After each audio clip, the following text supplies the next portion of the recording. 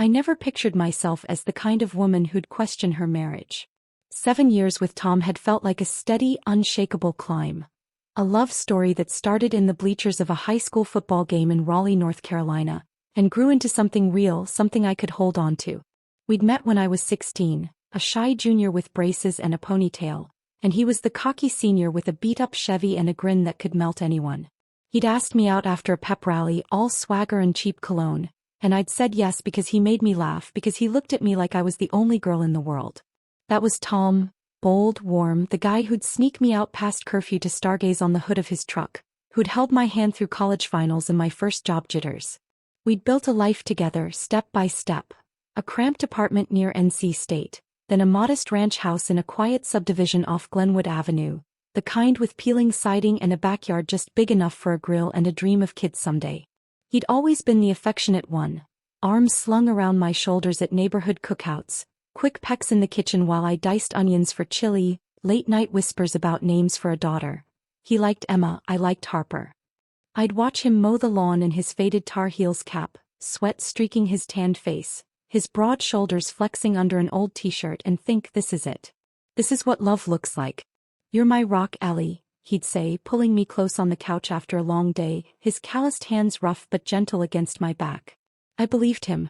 For 7 years I never had a reason not to, until one dumb, reckless mistake tore the whole thing apart. It was a Thursday night, late September, the air still thick with that sticky southern heat that clings to you even after the sun goes down. I'd gotten home from work around 5:30, billing coordinator at a dental office downtown, a job I didn't love but didn't hate, just steady enough to keep our bills paid. Tom was already there, sprawled in the recliner with a Bud Light, scrolling through ESPN on his phone. He worked construction, a foreman for a crew that built strip malls and office parks across the triangle, and he'd been on a big job lately, some retail complex out near Cary that had him griping about permits and delays. Long day, he'd grunted when I asked how it went, his eyes flicking over the screen, barely meeting mine. I didn't push, he wasn't big on spilling about work unless something went sideways, and he seemed fine, just worn out. I'd thrown together spaghetti for dinner, the kind with Prego sauce and a sprinkle of Parmesan from a shaker because neither of us was fancy in the kitchen. We ate in front of the TV, Wheel of Fortune humming in the background, Pat Sajak's voice a dull comfort while I twirled noodles on my fork and Tom shoveled his down like he hadn't eaten in days. It was normal, routine. A night like 1,000 others we'd had since we moved into that house 3 years ago, the one we'd scraped together a down payment for with my overtime and his bonuses. The mortgage was a stretch, but we'd made it work, painted the walls ourselves, hung curtains I'd found at Target on clearance. Our life wasn't glamorous, but it was ours. Around 9 p.m. Tom stretched, his joints popping loud enough to make me wince, and cracked his neck with a groan. "Gonna grab a shower," he said, standing up and tossing the empty beer can on the coffee table. "That site was a damn dust bowl today. Feel like I've got grit in my teeth." I nodded, half listening as I scrolled Instagram on my phone. Pics of my niece's 3rd birthday party at Jen's place. A coworker's weekend trip to Asheville with her new boyfriend. "Don't use all the hot water," I teased, barely glancing up. He chuckled, a low rumble, and shuffled off toward the bedroom, leaving his phone on the bed, face up, screen dark. The bathroom door clicked shut and the water kicked on, a faint hiss through the thin walls of our 90s-era house, the kind with popcorn ceilings and a furnace that rattled like it was on its last legs. I didn't think anything of it. Why would I? He showered every night after work, especially on days he came home dusty and sunburned, complaining about the crew or the heat. It was just Tom being Tom. I finished my scrolling, liking a few posts, then realized my phone was dying. 12%, the battery icon blinking red like an accusation. My charger was in the bedroom, plugged into the nightstand on my side, so I got up, bare feet padding across the worn carpet. The bed was unmade, sheets tangled from the night before, and Tom's phone sat there, right where he'd dropped it next to his pillow. I reached for the charger cord, and that's when it happened. His screen lit up, a quick flash, a notification popping up on the lock screen. I wasn't trying to snoop. It was just there, glowing in the dim room, impossible to miss. A text. No name, just a number with a 919 area code, local, but the preview stopped me dead.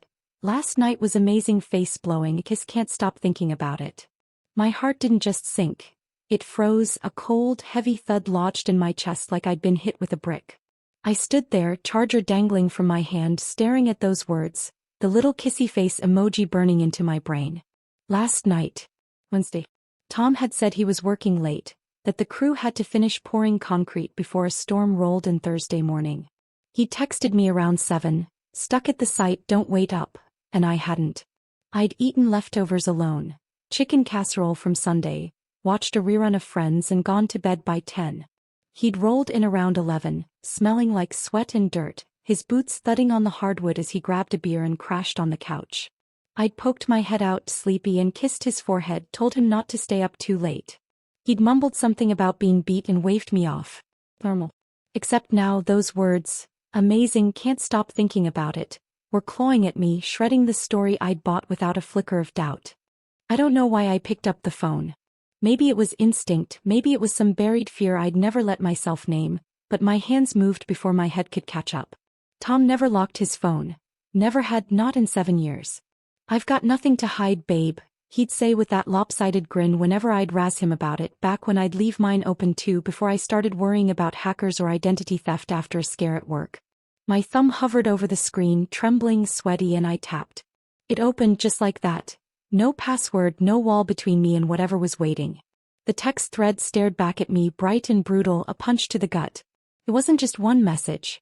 There were dozens, hundreds maybe, stretching back weeks, months, a whole damn novel of betrayal. I scrolled, my breath shallow, my pulse pounding so loud I could hear it over the shower's hum. "Can't wait to see you tomorrow. You looked so hot last week in that dress. Miss your hands on me." Emojis everywhere. Hearts, winking faces, a freaking eggplant that made my stomach churn like I'd swallowed acid. Photos too. Selfies of a woman I didn't know, blonde hair spilling over bare shoulders. A red dress hugging her curves like it was painted on. A shot of her legs stretched out on a bed that wasn't ours. Sheets of deep navy I'd never seen. Then Tom's replies, "You're killing me. Same place 8. Delete this after, babe. Plans to meet up, bars downtown on Hargett Street. A motel off I-40 with a neon sign I'd driven past 100 times. Her place when her husband was out of town." Her husband. He was married too. My knees gave out and I sank onto the bed, the mattress creaking under me, the phone shaking in my grip like it was alive. The water was still running, steam curling under the bathroom door, a faint fog creeping into the hall. I kept scrolling, each message a fresh cut, deeper and sharper. Dates lined up with nights he'd been late. A Tuesday in June when he'd said a crane broke down and they had to wait for a mechanic. A Friday last month when he'd helped a buddy move, and come home at midnight smelling like beer and cigarettes he claimed were from the guys. Lies, every single one, stacked up like bricks in a wall I'd never noticed until it collapsed on me. There were pictures of him too, shirtless in a mirror, flexing like some frat boy, grinning wide. A shot of him in our truck, the F-150 we'd paid off last year after 3 years of tight budgets, winking at the camera with the dashboard glowing behind him. I recognized the flannel shirt hanging off the passenger seat, the blue plaid I'd ironed for him 2 weeks ago, the one he'd worn to work with a big meeting excuse. My throat burned, tears stinging my eyes, but I blinked them back, refused to let them fall. Not yet. I kept digging, wading through the muck of it, pet names, baby, sweet thing, dirty promises I couldn't unsee, a whole secret life laid out in pixels and timestamps. Her name was Tara, I found out from a text where he'd slipped and typed it. "Tara, you're gonna be the death of me." No last name, no face I could pin to a memory, but she had him. My Tom, the man I'd built my entire world around, the one I'd trusted with every piece of me. I started piecing it together, my mind racing even as my body stayed rooted to the bed. Last night, Wednesday, he'd been at the site, but there'd been no storm today, just a gray drizzle that barely wet the grass. I remembered him coming home, kicking off his boots, the thud echoing in the quiet house. He'd looked tired, sure, but happy, too happy now that I thought about it, humming some tune under his breath as he cracked open that beer. I'd assumed it was relief, the job done, but it wasn't concrete he'd been pouring. It was her. And it wasn't just last night. There were messages from July 4th when he'd worked through the holiday, while I'd gone to Jen's barbecue alone, dodging questions about where he was. A weekend in August when he'd said he was fishing with his buddy Mark, but Mark's wife had posted pics of their kids at the pool, no Tom in sight. Every late night, every "I'll be home soon," every time he'd brushed off my nagging with a laugh and a "You worry too much, Ellie," it was all her. Tara. The blonde in the red dress who'd taken my husband and left me sitting here like a fool. The shower stopped, the sudden silence snapping me out of my spiral. The faucet squeaked, the towel rustled, and my heart kicked into overdrive. I didn't have long. I grabbed my own phone from my pocket, hands slick with sweat, fumbling as I opened the camera. I started snapping screenshots. Every text, every photo, every damning word I could capture, my fingers clumsy but frantic. The bathroom door creaked open just as I took the last one, a blurry shot of him promising her a night she'd never forget. I locked my screen, dropped his phone back on the bed, right where he'd left it, angle perfect, and stood up, legs shaky but holding. He stepped out, towel knotted low around his waist, water dripping from his dark hair onto his shoulders, steam trailing behind him like a ghost. He looked so normal, tan skin stretched over broad muscle, the faint scar on his collarbone from a dirt bike crash when we were 19, the one I'd kissed 100 times. The man I'd loved since I was a kid, standing there like the last 7 years hadn't just imploded. "You okay, Ellie?" he asked, squinting at me in the dim light, his voice casual, a little rough from the day. "You look pale." I didn't scream. I didn't hurl the phone at him or claw his eyes out, though some feral part of me ached too. I just picked it up, his phone, slowly, deliberately, and held it out, my hand steady even though my insides were a storm. "Who's Tara?" I asked, my voice quivering despite every effort to keep it flat, to keep it from breaking. His face changed in an instant. Color drained from his cheeks, eyes widened to saucers, mouth dropped open like he'd been caught stealing. What are you talking about?" he stammered, stepping closer, reaching for the phone with a hand that trembled just enough for me to notice. I yanked it back, thumbing it awake, and scrolled to the top of the thread. That "last night was amazing" text glaring up at us like a neon sign. "This," I said louder now, shoving it toward his face. "Who is she, Tom? Because I've been reading all about how amazing you think she is, how you can't wait to feel her again." My voice cracked on that last part, the words tasting like bile, but I kept going. "You've been texting her from our truck. Our goddamn truck, Tom. The one we paid off together. So who is she?" He froze, the towel slipping a little, his hands hovering uselessly in the air. "It's not what you think," he started, voice pitching up, desperate, like a kid caught with his hand in the cookie jar. "It's just some chick from work, Tara. She's flirty. It's nothing serious." "Nothing serious?" I cut him off, scrolling again, reading aloud, my tone sharp enough to slice. "Meet me at the motel? Miss your hands on me? You're planning hookups while I'm sitting here making your dinner, Tom. How is that nothing serious?" I flipped to a photo, her legs on that navy bed, and held it up. "This is from last week. You said you were at Mark's, but here you are, drooling over her. How long? How many nights have you been lying to me?" He rubbed his face, wet hair sticking to his forehead, and mumbled, "Ellie, I swear it's not. I didn't mean for it to. Don't." I snapped, stepping back as he reached for my arm, his fingers brushing air. "I saw the pictures. I saw everything. You don't get to lie anymore." His shoulders slumped, and he just stood there, dripping on the carpet, water pooling at his feet, silent. That silence was louder than any excuse. It screamed the truth, and he knew I'd seen too much to buy anything he could sell. I didn't cry. I didn't let myself shatter, not in front of him, though my chest felt like it was caving in. The anger was there, blazing, but it wasn't wild. It was cold, focused, a blade I could wield. I walked past him, brushing his shoulder hard enough to make him stumble, and grabbed my laptop from the desk in the spare room, the one we'd painted yellow 2 summers ago, planning to make it a nursery when we got around to it. He followed, hovering in the doorway, still in that damn towel, water trailing behind him like a pathetic little river. "Ellie, please, let's talk about this," he said, voice low, pleading, cracking at the edges. I ignored him, set the laptop on the coffee table, and sat on the couch, flipping it open. My phone was still in my hand, the screenshots loaded, and I started uploading them, dragging files into a folder labeled proof. "What are you doing?" he asked, stepping closer, panic creeping into his tone as he saw the screen. I didn't answer, just kept working, my fingers steady now, deliberate. I opened my email, started typing, the clack of the keys loud in the quiet house. First his family.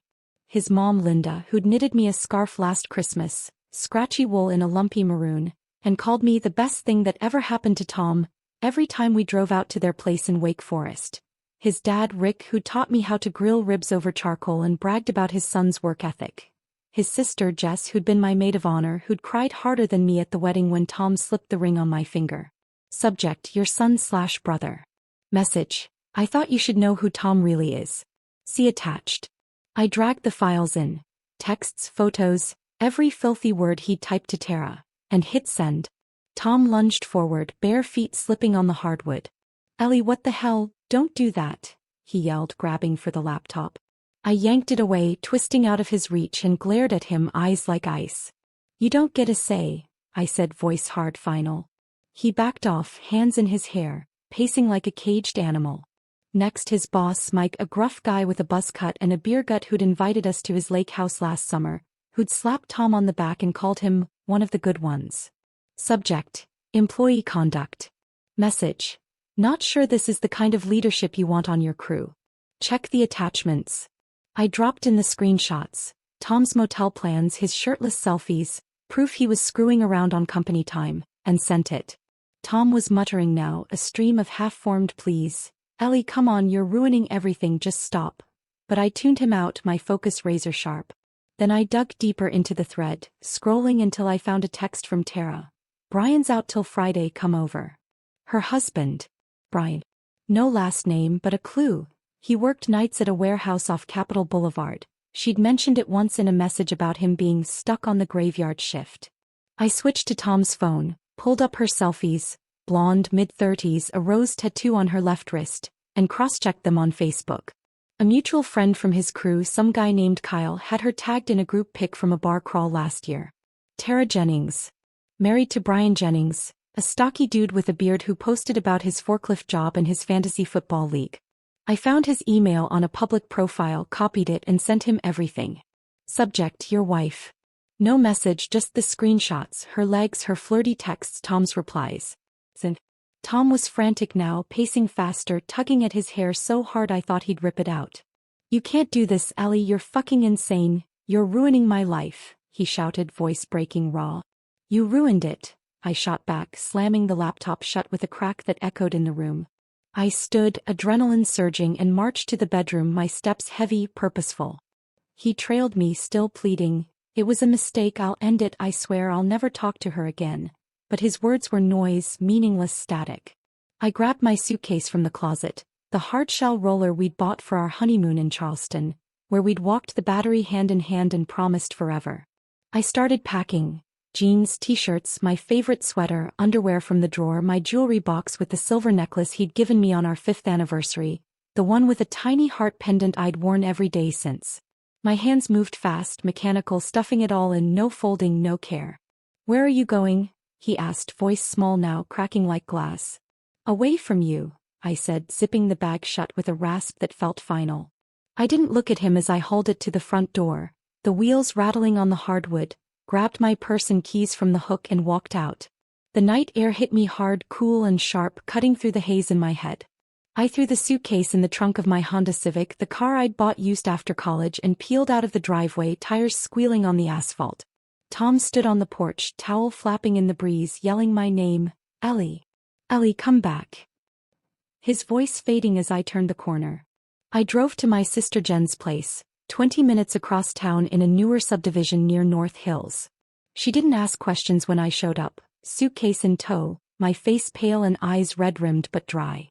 She just hugged me, tight and wordless, her lavender shampoo a faint comfort, and poured me a glass of cheap Merlot from a bottle on her counter. Couch is yours, she said, soft, and I nodded, collapsing onto it, the wine untouched beside me as I stared at the ceiling, replaying it all. The next day my phone erupted, text from Tom. I'm sorry, please come home, we can fix this. Missed calls from his mom. Ellie, honey, what's going on? Call me back. A voicemail from his dad. What the hell's this about, Ellie? This can't be right. Jess blowing up my inbox. Sis, what happened? Those pics, holy shit, is this real? Then a furious message from Brian Jennings, Tara's husband, his voice thick with rage and hurt. You're a bitch for sending this, but thanks, I guess. She's gone. I didn't reply to any of it, just let it pile up, a digital landslide I couldn't face. Jen fielded some of it. She talked to Jess, who said Tom's parents were livid, hadn't spoken to him since the email hit. Mike had called him in for a serious talk, and the crew was whispering about him getting sidelined or fired. Tara had kicked him out of whatever setup they'd had, and Brian had thrown her stuff on the lawn. Tom was alone now, holed up in our house. The one I'd paid half the mortgage on, the one I'd scrubbed and decorated with thrift store frames and love. I didn't care. No second chances. He'd taken a shower, left his phone unlocked and lost it all. His family, his job, his mistress, me. The days after blurred together. I stayed at Jen's, sleeping on her lumpy couch, waking up to the sound of her coffee maker gurgling and her 3-year-old Lily chattering about cartoons. Jen didn't pry, just kept me fed, grilled cheese one night, takeout Chinese the next, and let me sit with it. I didn't cry, not really, though my eyes burned sometimes and my chest felt hollow, like someone had scooped out everything I'd been. I kept replaying that night. The text, the screenshots, his face when I confronted him. I'd trusted him so completely, built my whole life around him, and he'd turned it into a lie. 7 years. Prom nights, college parties, moving days, quiet Sundays with pancakes and coffee, erased by a blonde in a red dress. I didn't miss him, not the real him, the one who'd typed those messages and snuck off to motels. I missed the Tom I'd invented, the one who'd carved our initials into a picnic table at Lake Johnson, who'd promised me forever under a sky full of stars. That Tom was gone, maybe never existed, and the real one could rot. A week later, Jen sat me down with a mug of tea, her brown eyes soft but firm. "What's your plan, Elle?" she asked, Lily napping in the next room, the house quiet except for the hum of the fridge. I shrugged, staring into the steam. "Don't know. Stay here a while, I guess. Figure it out." She nodded, didn't push, but added, "Jess says he's a mess, drinking, begging everyone to talk to you. Mom's ready to disown him." I snorted, a bitter sound. "Good. Let him drown in it." Jen tilted her head, studying me. "You did a number on him. Those emails. Brutal." I met her gaze, unflinching. "He deserved it. He took everything from me. Least I could do was take it back." She didn't argue, just squeezed my hand and let it drop. I've been at Jen's 3 weeks now. The house, our house, sits empty most days, Tom crashing there alone, probably staring at the walls I painted, the couch we picked out at Rooms to Go. I don't want it back, not with his ghost in every corner. I'll sell my half, split the equity, start over somewhere new. Maybe an apartment downtown close to work or out near Durham where rents are cheaper. My phone's quieter now. Tom's texts have slowed to a trickle, his family stopped calling, Brian's gone silent. I heard through Jess that Tara's begging him to take her back, but he's done, filed for divorce. Tom's crew sidelined him, Mike's talk, turning into a suspension pending review. His life's a wreck and I built the bomb that blew it up. I don't feel bad, not for him, not for her. They lit the match, I just fanned the flames. I'm not okay yet. Nights are the worst, when Jen's asleep and Lily's quiet, and it's just me and the dark, the weight of 7 years pressing down. I see that text in my dreams, "Last night was amazing," and wake up with my fists clenched, my jaw tight. But I'm not broken. I'm angry, still, a slow burn that keeps me moving. Through work, through packing up the last of my stuff from the house when Tom's not there, through planning a life that's mine alone. I don't know what's next. A new place, a new job, maybe a trip somewhere far like the Outer Banks or even out west, where the air's dry and the past can't follow. For now I'm here, breathing, rebuilding. Tom took a shower, left his phone unlocked and lost everything. Me. I'm done being the wife who didn't see it coming. And that's enough to start again.